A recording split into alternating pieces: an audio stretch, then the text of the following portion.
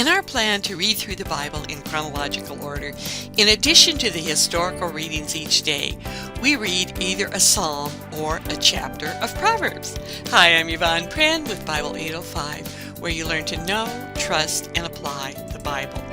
Why we're doing that and how it will benefit you is the topic of our lesson today, entitled, Why Psalms and Proverbs Are a Daily Part of Our Chronological Order Bible Reading.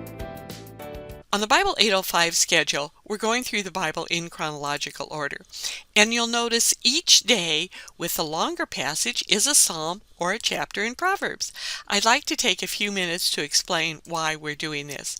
I'll first explain how we're organizing the books of history and the prophets, and then why these books, Psalms and Proverbs, are different and put where they are. Now, reading the Bible as a whole in chronological order is the priority of what we're doing this year. And one of the main reasons is so we can read the messages in the prophets in the setting, the history in which they gave their message.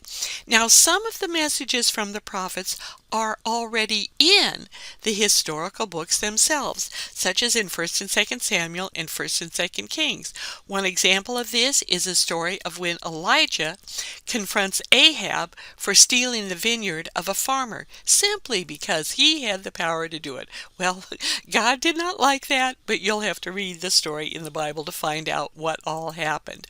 Now, when the great prophets, Samuel, Elijah, and Elisha, delivered their messages, they were included in the written history of the kings at that time.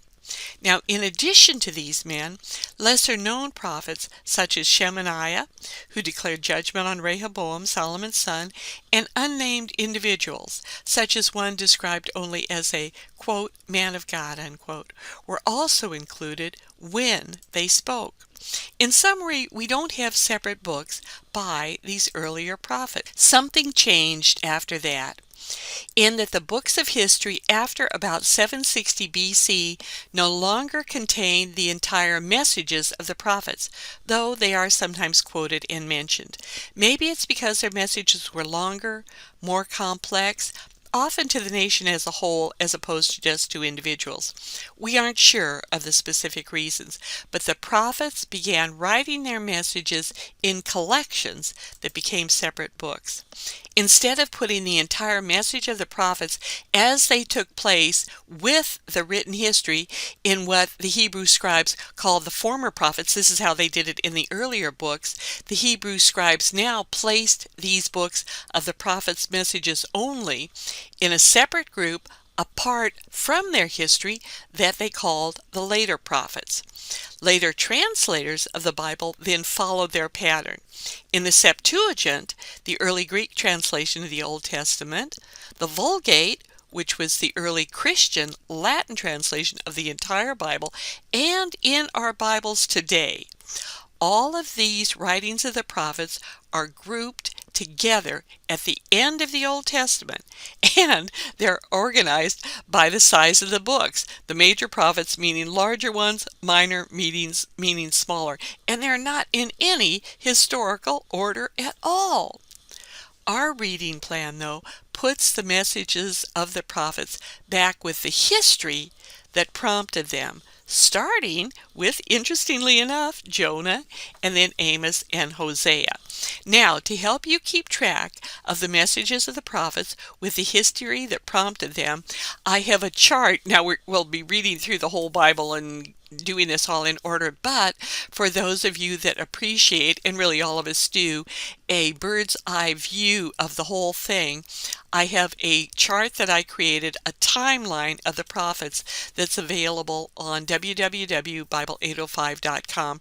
Right on the home page, I have a picture of this chart. You can just click and download it. And it's, interestingly enough, after I did it, it has become the most popular download on my website. Dozens of people every day download it, and I don't know how they find it, but they do. And well, thanks to Google Bible, I'm sure, but they download it and have found it useful, and I think you will also. But that's the overview. Let's just continue. In summary, this is how our reading plan works out. It puts the messages of the prophets back into the flow of history that prompted their message. The first prophet we'll read about in this way is Jonah. Now, many know the story of how he was swallowed by a big fish, but in 2 Kings 14, when Jeroboam II was king in Israel, we learn his backstory there, and it's really quite interesting. He was a prophet in Israel with a popular message that God gave him, that God was going to conquer Israel's oppressors.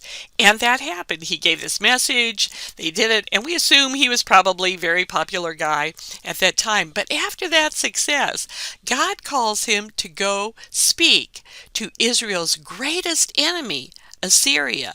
And we know the story of the whale follows. Jonah did not want to go there. He did not want those people converted. He goes in the exact opposite direction, and then God had to do some pretty dramatic things to get him to finish his task. Jonah again has great success with his preaching, and the entire city repents. But instead of thanking God, instead of staying around to teach the people about Jehovah and potentially, and I'm just thinking, fantasizing, whatever here, this is not biblical at all, but it's really sad. Instead of potentially changing the entire course of the following years of Assyrian bloodshed and all the horrible things they did later, their short revival didn't last because nobody stuck around to teach him anything. Jehovah stomps out of town. He's mad at God for his mercy, and we don't hear any more about him. Jonah may have given up on God and people, but God never gives up on his people. And soon after that, he sends another prophet to Israel, which we read about next, which is Amos. And so it goes as we continue through the Old Testament, reading in the order of the history, and we read then about the prophets who spoke at the various times. We will learn so much, and you'll get so much out of putting the prophets in their specific place. But there are two books in the Bible that don't fit into one historical place with either their history or their messages, and those two books are Psalms and Proverbs. Following are the characteristics that make Psalms and Proverbs different than other books. Neither one has an overall historical narrative, a main character, or a plot line. They're compilations of writings. They're written by a variety of authors over a long period of time. Now with Psalms, David wrote the most of them, 73 of them out of 150, and other writers included Moses, the sons of Korah, and many others that are anonymous. Proverbs were primarily collected by Solomon. He didn't write them all. He collected them, and later others added to his collection. Now we don't need to read the whole book of Psalms or Proverbs to benefit from them. It does damage the integrity of other books if you don't read them as a whole. Much distortion and misinterpretation is done when a passage is pulled out of context. And of course, Jeremiah 29:11 is a great example of this. That verse is very familiar to many, for I know the plans I have for you, plans to prosper and not to harm you, to give you a hope and a future. This was written to Babylonian exiles, and you can't simply pull it out of its historical context and claim that God promises unconditionally to everyone what he wrote, in fact, to a specific people at a specific time. However, having said that, his pattern of love and mercy does transcend times, but you can't just automatically grab it and apply it. In contrast, it does not damage the entire book of Psalms to pull out a psalm and read it. You don't have to read all of Psalms to be comforted by Psalm 23 and its message that the Lord is my shepherd, and all of the things that that wonderful psalm promises us. We can read it all and benefit from it, even if we don't read all 150 other psalms. In the same way, you don't have to read all of Proverbs to learn from individual Proverbs. You don't even have to read whole chapters because they're short little sayings. Here's one of them, Proverbs 10:4. Lazy hands make for poverty, diligent hands bring wealth. Proverbs 10:8, the wise in heart accept commands, but a chattering fool comes to ruin. In addition to not being part of exact history, here's another reason why I have you reading Psalms and Proverbs each day. We all need a GPS for our lives, a global positioning system, a guidance system. We desperately need guides for how to live and what to do. Our current world, the media, the accepted bad behavior in the public realm, not to mention current advances in artificial intelligence, all these things that are supposed to guide us on how to live, these guidance systems are as bad as MapQuest was in the early days. Some of you remember that when MapQuest first came out and you'd get directions and it'd lead you to dead ends. That happened to my husband and I on several times that we used it. Of course, all of the directions have gotten better now, but we have gotten faulty guidance systems in the past, and our world continues to give us faulty guidance systems. We need more than that. Psalms and Proverbs can provide us with the needed GPS, the needed guidance system that we desperately want for our lives. I have 2 overview lessons of each book that will go over them in more detail and that you can learn from. Please check them out. The one on Psalms is entitled How to Walk with Jesus in Every Part of Life, and the one in Proverbs, A Reliable GPS for a Disciple of Jesus. In addition to the overall guidance they provide, sometimes the daily readings, especially in the Old Testament, can be a bit difficult to get through. I'm talking about Leviticus and Numbers and some of these other things. Sometimes it's a little bit tough, or some of the prophets can get a little bit kind of depressing reading them. And some of these things can seem unrelated to practical life. Now, they're all really important.